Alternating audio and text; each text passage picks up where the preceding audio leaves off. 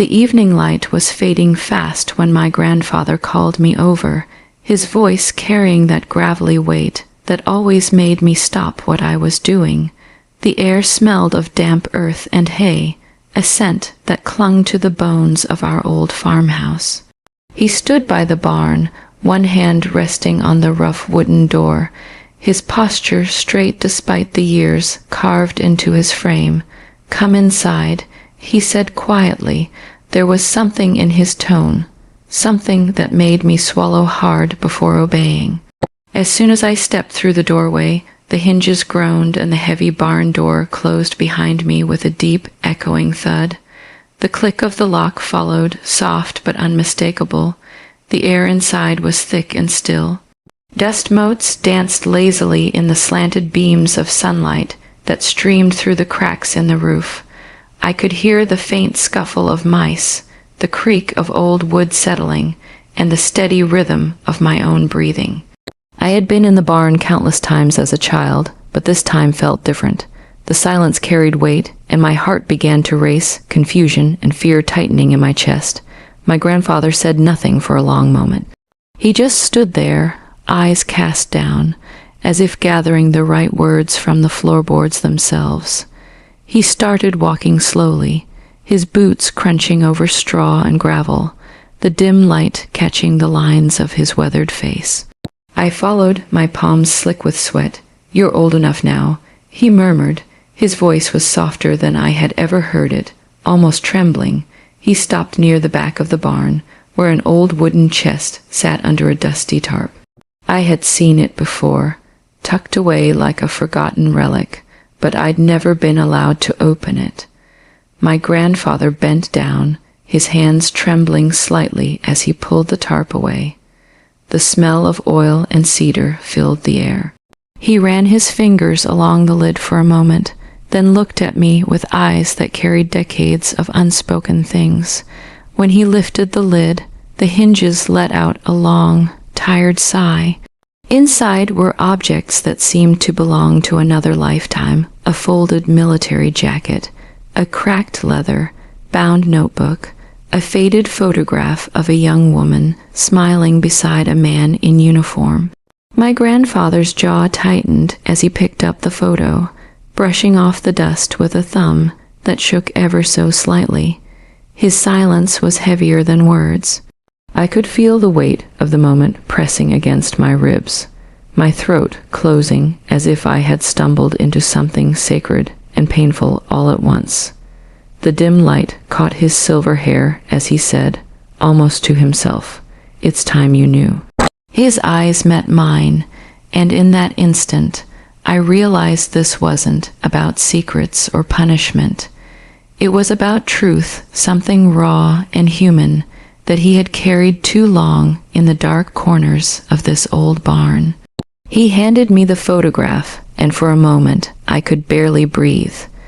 The woman's smile was soft, her eyes bright and full of warmth. She looked nothing like the grandmother I'd known. Her features were younger, freer, untouched by the years of silence that defined my grandfather's life. He traced her face with a rough finger, the skin of his hands cracked and scarred from decades of labor. Her name was Anna, he whispered, his voice breaking the stillness of the barn. The way he said her name made the air shift, not like he was remembering someone from a story, but like he was speaking to a ghost that had been waiting too long to be acknowledged. He sat on a wooden crate, his breath uneven, and motioned for me to sit too. The air between us was filled with the smell of dust and old wood, the faint hum of evening insects outside the walls. "Before I met your grandmother," he began slowly, "there was her." His eyes didn't lift from the photograph. "I was young, foolish, and in love. We had plans, all the plans young people make when they think the world will wait for them." He paused, swallowing hard. Then the war came. The words seemed to scrape out of him, pulling memories that had long been buried. He opened the leather-bound notebook, its pages yellowed and soft with age, Faded handwriting filled every line, letters, diary entries, and dates scrawled in ink that had bled over time. I wrote to her every day, he said. Sometimes twice. I told her I'd come back, that I'd make it home and build her the life she deserved. He looked up then, his eyes glistening in the dim light. But life doesn't always keep its promises. He took a deep breath, as though steadying himself. When I came back, she was gone. Not gone as in lost, gone as in she'd moved on, married someone else, started again. The barn felt smaller as he spoke, the walls seeming to close in, the scent of hay growing thicker. He didn't cry, he was a man of a generation that didn't allow it, but his voice trembled in a way that made my own chest ache. He reached into the chest again and pulled out a small wooden box. Inside was a ring, its gold dulled by time, the stone chipped at one corner. I bought this for her, he said quietly, carried it all the way home, never gave it to her. His hands closed around it, his knuckles white. For a long moment, there was nothing but silence between us, a silence that said more than words could. I could see now that the barn wasn't just a place for tools and hay. It was a tomb for memories he hadn't been ready to let go of. Every creak of the wood, every dust, speckled beam, held pieces of the man he used to be, and the pain he had kept hidden behind that strong, quiet exterior all my life. He turned the ring over in his palm again and again, the metal glinting faintly in the last bit of daylight leaking through the wooden slats. Then he pressed it into my hand. The weight of it was small, almost nothing, yet it carried the heaviness of decades.